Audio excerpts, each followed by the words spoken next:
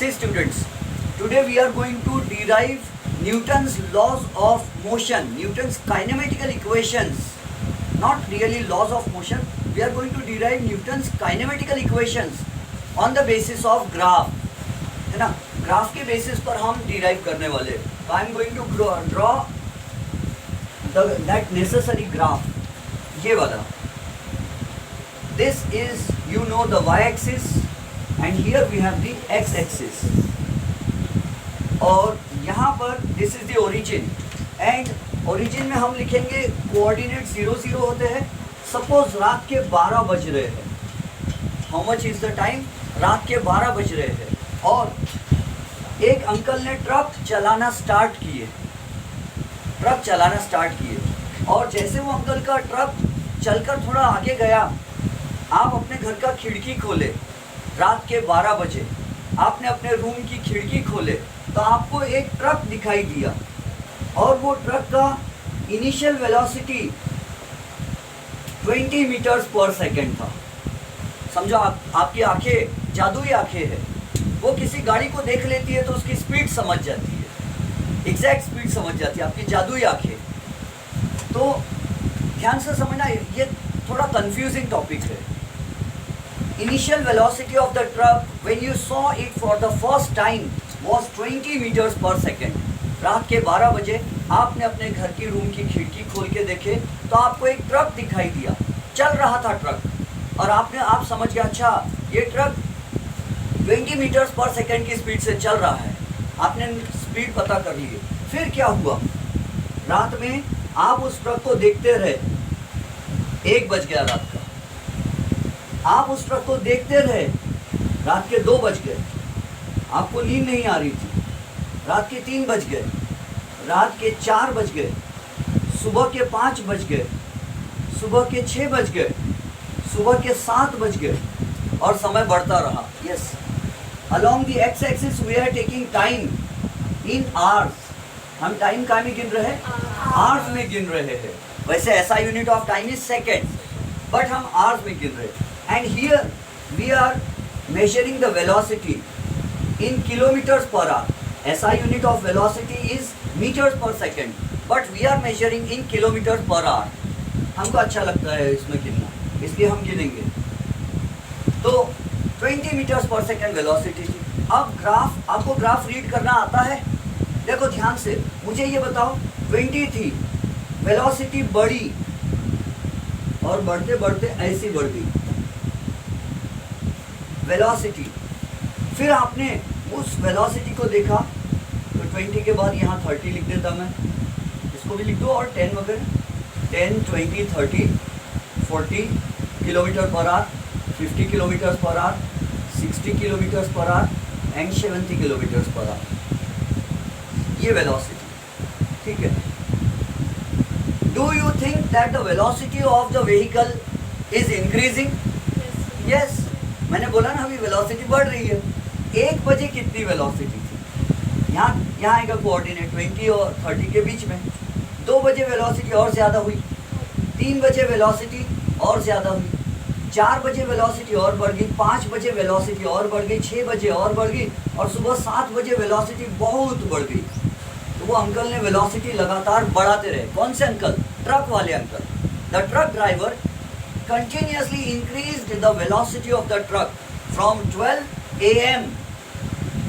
in the night to 7 a.m. in the morning. 7 घंटे तक वो ट्रक चलता रहा, स्पीड बढ़ती रही. फिर क्या हुआ? और 7 घंटे के बाद जब ट्रक आपके बहुत दूर चला गया, अब आपको अच्छे से नहीं दिख रहा है उसके बाद, तो आपने आखिरी बार जब ट्रक को देखा तो आपको ट्रक का वेलोसिटी दिखाई दिया 70 किलोमीटर्स पर आवर. दूर चला गया था ट्रक, फिर भी आपकी आंखें नहीं है, जादुई आंखें हैं. इतने दूर के ट्रक को देखकर आपने समझ गए कि अच्छा 70 किलोमीटर पर आवर की वेलोसिटी से जा रहा है ये. और उसके बाद आपने अपने घर की खिड़की बंद किए और जाके सो गए. अब नींद लग गई आपको सुबह 7 बजे. 12 बजे से 7 बजे तक आपको नींद नहीं आई. 7 बजे आपको नींद लग रही थी. आपने you close the window of your room and you went away and you slept. Went away यानी went to bed and slept. आप सो गए. अब ध्यान से समझो, फाइनल इनिशियल वेलोसिटी कितना था? 20. फाइनल कितना था? 70। वेलोसिटी बढ़ा या नहीं बढ़ा? बढ़ा। कितने से बढ़ा? How much would be the change in velocity? 10। सोच के बोलो, पहले कितना था? 20। खिड़की खोले तो 20 था, खिड़की बंद करे तो 70 था। 50। यस बॉयज, क्या बोलते हैं आप लोग? 50। वेलोसिटी कितने से इंक्रीज हुआ? पहले 12 बजे कितना वेलोसिटी था? 20 था।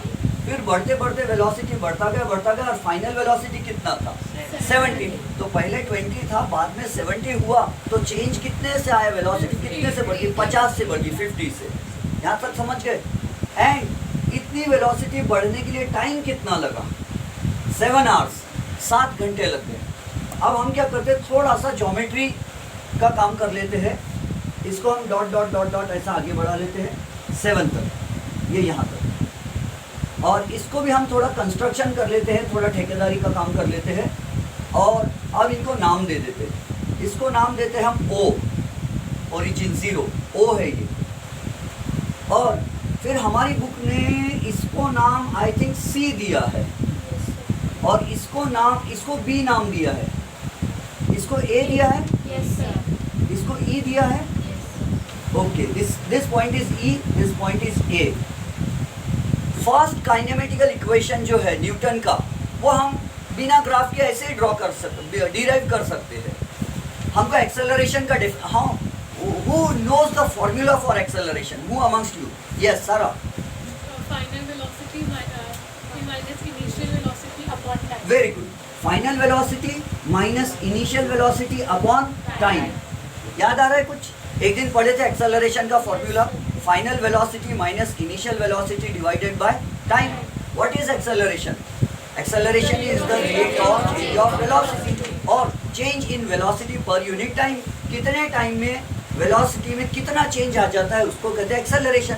हमारी गाड़ी पे एक्सेलरेटर रहता है ना? पल्सर का एक्सेलरेशन ज़्यादा रहता और लूना का एक्सेलरेशन कम रहता। लूना को ऐसा घुमाए तो बहुत टाइम लगता स्पीड बढ़ने के लिए। पल्सर और KTM कौन कौन सी गाड़ी आती है, ऐसा करती है तो भाग जाती है फास्ट में, तो उसका एक्सेलरेशन लूना का कम है, और दूसरी धूम वाली गाड़ियों का एक्सेलरेशन ज़्यादा होता है। ये फॉर्मूला अगर मैं इसको ऐसा कर दूँ तो A multiplied by T is equal to V minus U, सही होगा? ये T डिवाइड से मल्टीप्लाई में आ गया। Now see AT is equal to V minus U। V कितना है? 70। U कितना है? 20। तो ध्यान से समझना, थोड़ा कन्फ्यूजिंग है। AT का मतलब क्या होता? V यानी 70, यूनिट्स नहीं लिख रहे हम, U यानी 20, तो कितना बच रहा? 50। अब मुझे बताओ A से B तक कितना होगा ये हाइट? A से B तक 50 होगा पक्का? ये पूरी हाइट कितनी है? 70। और B से E तक कितना है? 70 है। अगर हम B से A तक गिनना चाहे तो 50 होगा। मैं लिखता हूँ, आप ये समझ गए। तो 50 यानी 80 होता है। तो क्या मैं B से A तक का ये इसको 50 लिख सकता? 50 क्या मैं 50 की जगह A इंटू टी भी लिख सकता? क्यों मालूम है? क्योंकि A इंटू टी की वैल्यू कितनी आ रही? 50 आ रही। तो मैं A इंटू टी 50 लिखने के बजाय मुझे अच्छा लगता है A इंटू टी लिखना, तो मैं 50 नहीं लिखता, मुझे ये नंबर पसंद नहीं है, मुझे A इंटू टी लिखना अच्छा लग रहा। तो मैं क्या करूँगा, यहाँ लिख दूंगा A इंटू टी। अच्छा, E से A तक डिस्टेंस कितना, हाइट कितनी है? 20 है। 20 है ना? और U कितना है?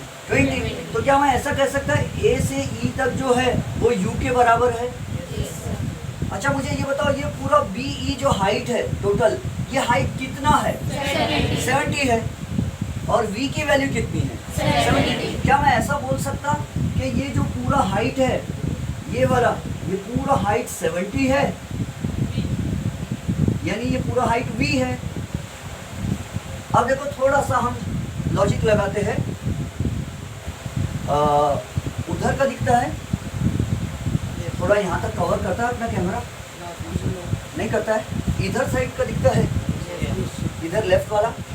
Okay, so we will write on the left hand side.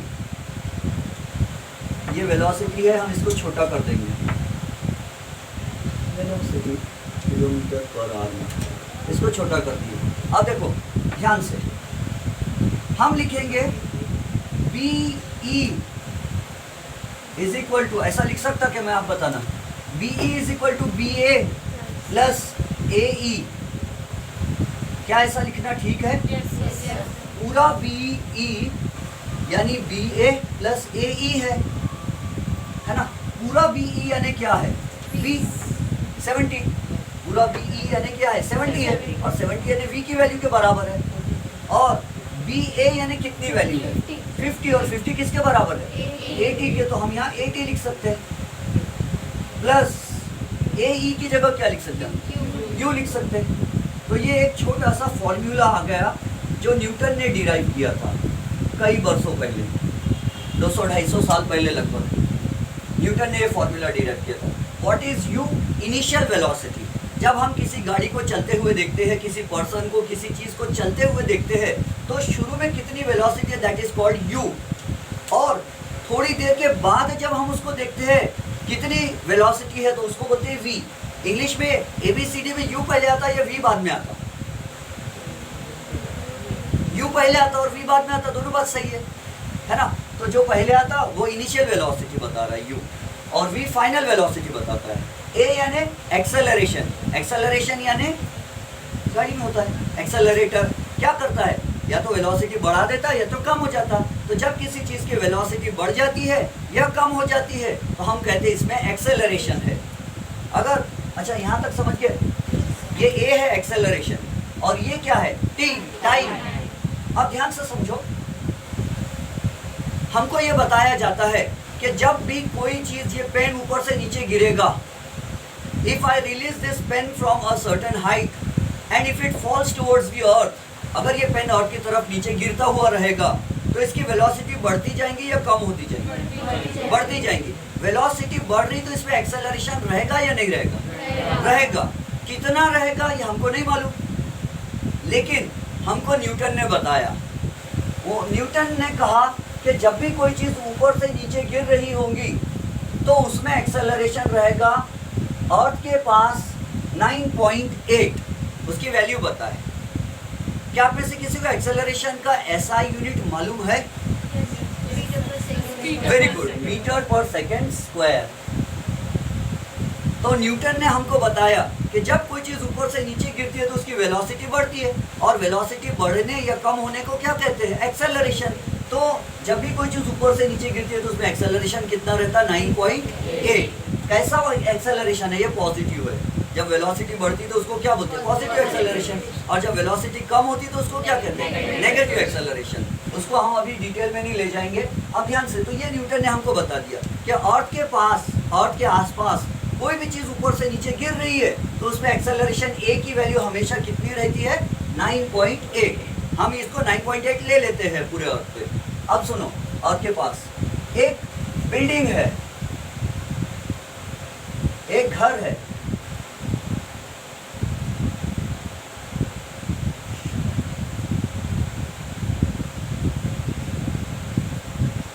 ये एक घर है, और इस घर के ऊपर हस्बैंड एंड वाइफ दोनों का एक जोड़ा घर के ऊपर चढ़ गया।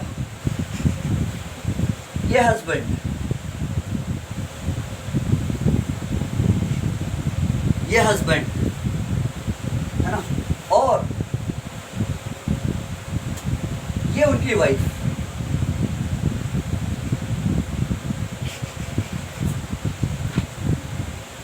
ये उनकी वाइफ।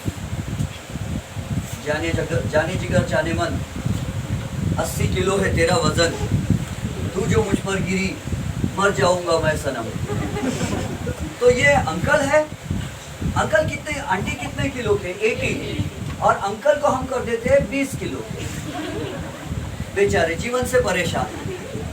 और अंकल ने सोचा कि मैं यहाँ से कूद जाऊंगा, और आंटी कहे कि सुनो जी, अगर तुम कूद जाओगे तो मैं भी कूद जाऊंगी, मैं भी तुम्हारे साथ मरना चाहती हूँ। तो उन्होंने कहा ठीक है भगवान, अपन दोनों कूद जाएंगे। और अंकल और आंटी दोनों कूद गए नीचे, समझ गए? और दोनों अंकल और आंटी कूद गए, दोनों नीचे कूद गए। तो बताओ, अंकल और आंटी की पहले इनिशियल वेलोसिटी, कूदने से पहले वेलोसिटी कितनी थी? 0 मीटर्स पर सेकेंड थी। यहाँ तो ये मालूम हो गया।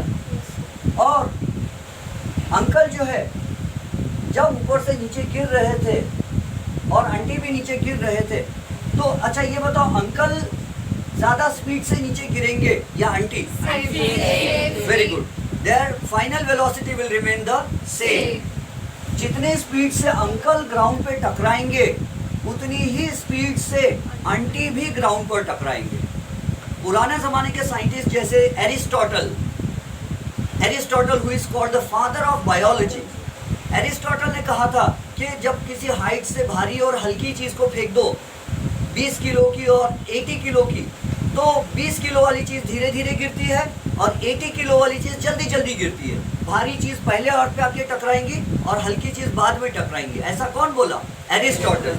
लेकिन गैलीलियो ने प्रूव करके दिखाया कि हमारी धरती माता किसी से भेदभाव नहीं करती, चाहे हल्का हो या भारी हो, दोनों को एक सेम स्पीड से लाके गिराएंगी यहाँ पर। तो ध्यान से समझो, तो अंकल और आंटी दोनों सेम स्पीड से यहाँ आके टकराएंगे। हालांकि आंटी भारी है, अंकल हल्के हैं, लेकिन दोनों सेम स्पीड से अर्थ पे टकराएंगे नीचे। दोनों सेम स्पीड से final velocity will remain the same for both. Why? अच्छा, कितनी रहेंगी फाइनल वेलोसिटी? 9.8 नहीं, 9.8 नहीं रहेंगी, वो तो एक्सेलरेशन की वैल्यू है। वो तो वेलोसिटी कितने से इंक्रीज हो रही एक एक सेकंड में वो बता रहा है। तो अब ध्यान से समझो, ये हमको नहीं पता कितनी स्पीड से अर्थ पे टकराएंगे, कितनी स्पीड से। इतना तो पता है कि यहाँ स्पीड 0 है, जैसे जैसे वो नीचे आएंगे तो स्पीड क्या होंगी? बढ़ती जाएंगे, और स्पीड बढ़ते बढ़ते बढ़ते इतनी बढ़ जाएंगी और फाइनल वेलोसिटी, आखिरी स्पीड, जब वो ग्राउंड से जस्ट टकराने ही वाले थे होंगे, तो उस समय उनकी स्पीड कितनी रहेंगी, उसके लिए ये न्यूटन ने हमको फॉर्मूला दे दिया। तो न्यूटन ने कहा अच्छा हमको टाइम पता होना चाहिए कि कितनी देर के बाद वो गिरने वाले हैं, कितनी देर में गिरेंगे। तो मान लो उन लोगों को यहाँ से यहाँ गिरने के लिए 2 सेकेंड्स लगते हैं। टाइम कितना है? 2 सेकेंड्स। 2 सेकेंड में यहाँ से यहाँ गिरते हो, बहुत गिरे हुए लोग हैं। 2 सेकेंड में यहाँ से यहाँ गिरने वाले हैं। अब हमको ये पता करना है कि ये दोनों ने आत्महत्या कर ली। CID को बुलाया गया, ACP Pradyuman came here on the spot, और ACP प्रद्युमन ने कहा कि दोनों अर्थ पे टकराकर दोनों मर गए। क्यों मरे? क्या ये बहुत ज़्यादा स्पीड वेलोसिटी से टकराए होंगे या कम वेलोसिटी से टकराए? तो हमको पता करना पड़ेगा। तो फिर उन्होंने किसी फिजिक्स वाले सर को बुलाए या मैम को बुलाए और पता किए कि वो कितनी स्पीड से यहाँ गिरे। तो पता कैसे चलेगा हमको बताओ? Formula v is equal to u plus 18। हम लिखेंगे v इज इक्वल टू, गिरने से पहले दोनों की स्पीड ऊपर कितनी थी? 0, प्लस a की वैल्यू कितनी रहती है? 9.8। ऊपर से नीचे कोई चीज़ गिर रही है अर्थ के आसपास, तो उसका एक्सेलरेशन हमेशा 9.8 रहता, ये हमको मालूम हो गया। अब टाइम कितने सेकंड में गिरे हो? 2 सेकंड में। मैं यूनिट्स नहीं लिख रहा। तो v is equal to 9.8 into 2, बताओ क्या होगा वैल्यू? 0 प्लस 0 तो काम का ही नहीं है। 9.8 इंटू 2 19.6 मीटर पर सेकेंड। तो उनकी इतनी फाइनल स्पीड रहेगी। अर्थ पर टकराने से जस्ट पहले उनकी फाइनल वेलोसिटी इतनी रहेगी। समझ गए? तो ये फॉर्मूला हमारे बहुत काम में आता है। Even in day to day life also, कोई चीज़ अगर कहीं से गिर जाती है, कितने टाइम में गिर गई, अगर हमको वो पता चल गया तो हम बता सकते हैं कितनी देर में उसकी स्पीड कितनी बढ़ जाएगी, फाइनल वेलोसिटी कितनी रहेंगी, हम ये भी बता सकते हैं। और अगर किसी ने हमको उसकी फाइनल वेलोसिटी बता दिया कितनी वेलोसिटी है, तो हम टाइम पता कर सकते हैं। अगर हमको u मालूम है, अगर कोई हमको v बता दे, a तो मालूम ही रहता है हमेशा 9.8, तो हम t भी पता कर सकते हैं। तो ये फॉर्मूला हमारे क्या काम में आता है? ये हमको काम में आता है कोई ऊपर से नीचे गिरती हुई चीज़ का फाइनल वेलोसिटी पता करने का। तो अंकल जब अर्थ के जस्ट पास में रहेंगे, ये अंकल है अर्थ पे गिर रहे, जस्ट टच होने वाले अर्थ को, तो ये अंकल की वेलोसिटी ज़्यादा रहेंगी या ये आंटी की? दीवार भी टूटी, ये आंटी भी अभी गिर रहे हैं और से बस टच होने वाले हैं अर्थ पर, ग्राउंड पर। तो यहाँ दोनों की वेलोसिटी कितनी है? तो हमको पता चल जाएगा कि उनके दोनों की वेलोसिटी 19.6 मीटर पर सेकेंड है। तो ये फॉर्मूला क्या काम में आता है? फाइनल वेलोसिटी फाइंड करने के। उल्टा भी हो सकता है, इनिशियल भी फाइंड कर सकते हैं, हम टाइम भी फाइंड कर सकते हैं। अगर हमको ये पता चल जाए कि लाश ये गिरने से पहले इनका वेलोसिटी 0 था और नीचे गिरते समय इनका वेलोसिटी 19.6 था। तो हम यहाँ v की वैल्यू रख देंगे, a का वैल्यू रख देंगे, u का वैल्यू, और हमको टाइम पता चल जाएगा कितनी देर में यहाँ से यहाँ गिरते हैं। अगर आपको कभी पता करना हो कि आपके घर की छत से आप अगर छलांग लगा देते हो, if you jump from the roof of your house, कितने सेकंड्स के बाद आप नीचे गिरोगे, अगर आपको कभी पता करना हो तो चिंता नहीं करना। इनिशियल वेलोसिटी आपका 0 रहेगा गिरने से पहले, एक्सेलरेशन आपका 9.8 रहेगा, और नीचे गिरते समय आप वेलोसिटी गिनवा लेना किसी से, मशीन से, और फिर आपको पता चल जाएगा आप कितने सेकंड्स में नीचे गिरते हैं, है ना। बच गए तो आपको मालूम हो जाएगा, नहीं बचे तो दूसरों को मालूम हो जाएगा कि कितनी देर में गिरते हैं। थोड़ा समझ में आया कुछ? अब देखो दूसरी बात करते हैं, एक और चीज़। ये फॉर्मूला था पहला वाला, न्यूटन्स फर्स्ट काइनेमेटिकल इक्वेशन, ये तो बहुत ईजी है। लेकिन अब दूसरी चीज़, ये अंकल ने जो गाड़ी चलाए 12 बजे से 7 बजे तक, तो क्या ये अंकल, अच्छा अंकल ने टोटल कितना डिस्टेंस कवर किए होंगे? क्या हम गैलीलियो का फॉर्मूला लगा सकते हैं, speed is equal to distance upon time? Speed is equal to distance, यहाँ दिखता नहीं ना इधर का, दिख रहा है? नहीं दिखता है, okay, I will write somewhere else. मैं यहाँ बीच में लिख देता हूँ, what is Galileo's formula? Speed is equal to distance upon time. Speed is distance upon time, तो देयरफॉर डिस्टेंस का फॉर्मूला क्या बन जाएगा? स्पीड इंटू टाइम, ये फॉर्मूला बन गया। क्या हम, ये अंकल ने 12 बजे से 7 बजे तक चले, हमको टाइम मालूम है कितनी देर ट्रक चला, वो अंकल का ट्रक कितना देर चला हमको मालूम है, 12 बजे से 7 बजे तक, 7 आवर्स, 7 घंटे तक ट्रक चला। तो हम टाइम की वैल्यू रख सकते हैं। स्पीड की वैल्यू कितनी रखना चाहिए? स्पीड की वैल्यू कितनी रखते हैं? नहीं रख सकते। क्यों? स्पीड की एक कोई फिक्स्ड वैल्यू है ही नहीं। देखो 1 बजे स्पीड कितनी थी? 30 किलोमीटर पर आवर। 2 बजे स्पीड कितनी थी?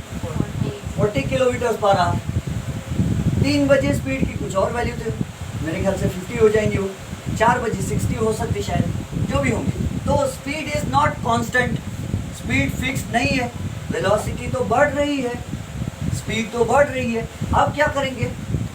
तो यहाँ हम कोई एक वैल्यू नहीं रख सकते, बोलेंगे डिस्टेंस इज इक्वल टू 30 नहीं, 40 नहीं, 50 नहीं, 60 कर दो, तो स्पीड का कोई फिक्स वैल्यू नहीं है। तो यहाँ गैलीलियो फेल हो गया, गैलीलियो अंकल जो है यहाँ फेल हो गए। गैलीलियो अंकल का फॉर्मूला काम नहीं करता। और शायद आपको मैंने बताया होगा कि जिस साल गैलीलियो का डेथ हुआ था उसी साल न्यूटन का बर्थ हुआ था।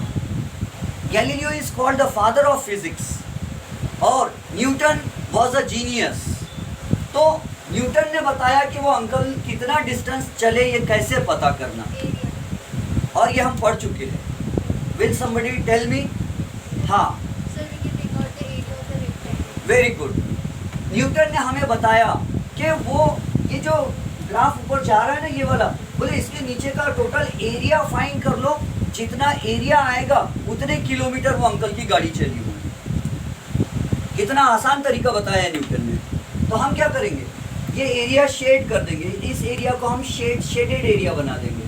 कौन सा एरिया? जो ग्राफ के नीचे आ रहा है, ये कर्व इसके लाइन के नीचे। तो इसमें क्या क्या आ रहा है? क्या ये ग्रीन कलर वाला एक ट्राइंगल बन रहा है? यस, देखो ग्रीन वाला ट्राइंगल बन रहा है। मुझे ऐसा लग रहा है कि ये ट्राइंगल का नाम भी होना चाहिए कुछ। यहाँ क्या नहीं दिया है उसने नाम? डी। ओके, तो DAB, या ऐसा बोलते हैं BAD, ट्राइंगल बैग, है ना? BAD, area of triangle bag. और उसके नीचे भी एरिया है।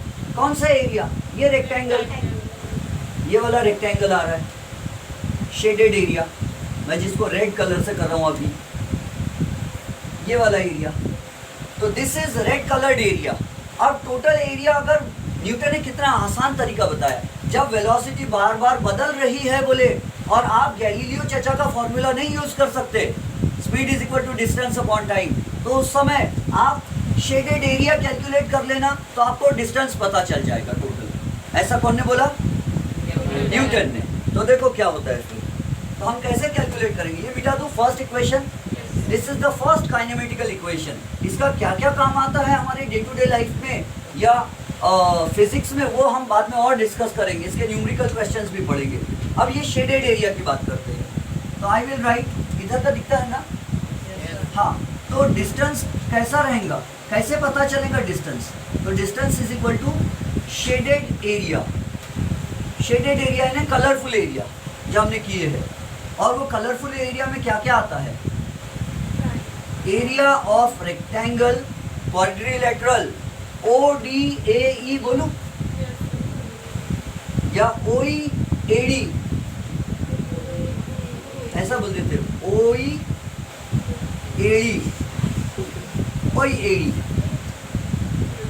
प्लस ये ग्रीन वाला area of triangle, area of triangle bad, area of triangle bad, समझ रहे हो? OEAD क्या है? Rectangle. And what is the formula for area of rectangle? Length into breadth. तो इसमें लेंथ कौन सा ये रेक्टेंगल में? OD है लेंथ, या OE को लेंथ बोलूं, क्या बोलूं मैं? OE को बोलूं, चलो ठीक है, OE को हम लेंथ बोलते हैं। ब्रेथ क्या है? AE है, AE बोलूं या OD बोलूं? एक ही होता है कि जितना OD रहता उतना ही AE रहता। हाँ ठीक है, तो मैं इसको OD बोल देता हूँ, OD Baba. Plus area of triangle bad, formula क्या है area of triangle? Half into base into height, ये होगा हाफ। बेस क्या है? ट्राइंगल BAD का बेस क्या है? DA है ना, DA इंटू ट्राइंगल बैड जो है उसका हाइट क्या है? BA। अंडरस्टूड? अब ध्यान से, OE यानी कितना होगा? OE की वैल्यू कितनी होगी? 7। और ये क्या बता रहा है? टाइम, है ना? OE क्या बता रहा है? टाइम बता रहा है ना, एक्स एक्सिस पर। तो क्या मैं OE की जगह टाइम लिख लूं? है ना, 7 आवर्स यानी 7 की वैल्यू को लिखने की जगह मैं T लिख देता। T म्हणजे टाइम, सगळ्यांना माहित आहे ना, T यानी टाइम। 7 इंटू OD की जगह क्या लिखूंगा? OD 20, और 20 यानी U, है ना, U की वैल्यू है ना 20 हाइट, तो यहाँ U लिख लूँ, T इंटू U, ये TU प्लस हाफ DA क्या होगा? DA कहाँ है? ये क्या DA की जगह जितना DA है उतना ही OE होगा? मैंने सुना है एरिया ऑफ, मैंने सुना है कि जितनी opposite sides of a rectangle have equal length, same length, तो जितना DA है उतना ही OE है, और वो क्या है? वो तो टाइम है। O से E तक क्या है? टाइम है, और D से A तक भी क्या है? टाइम है। 7 बजे तक है ना ये, OE यानी 7 बजे तक, और DA यानी भी 7 बजे तक, और 7 बजे तक क्या है? टाइम। तो हमने यहाँ T लिखा, प्लस क्या होगा? Half into T into BA बचा 80, जब भी लिखे थे हमने BA की जगह 80, तो क्या बन गया? ये डिस्टेंस बन गया, और डिस्टेंस को कुछ ना कुछ नाम दे देंगे हम। हाँ वेरी गुड, हम उसको S नाम दे देंगे, we will denote it by S। तो डिस्टेंस इज इक्वल टू, ये TU अच्छा नहीं लग रहा मुझे, मैं UT लिखता हूँ। 2 इंटू 3 क्या होता है? 6, और 3 इंटू 2 क्या होता है? 6 होता है। इसलिए हम क्या करेंगे?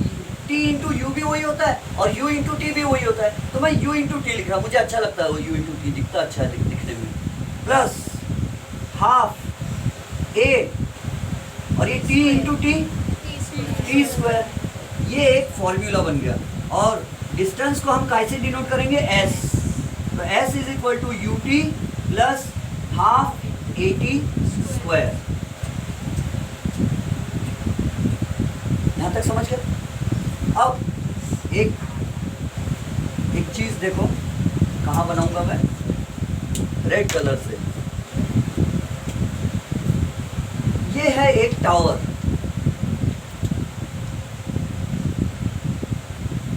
This is one tower,